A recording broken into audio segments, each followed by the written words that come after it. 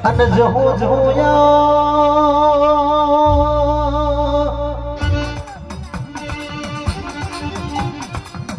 એમાં કહેવાય છે તું આવું તો બની રે રે કહેવાય છે ગણપતિનો ફૂલડો લાવું તું આવું તો કહેવાય છે પતરી સતરી જાતનો ભોજન બનાવું બાપા રે રે મારી ગરીબ વાત રે રે ઓ મારી ધોયાવો આવો મારી ભગવાન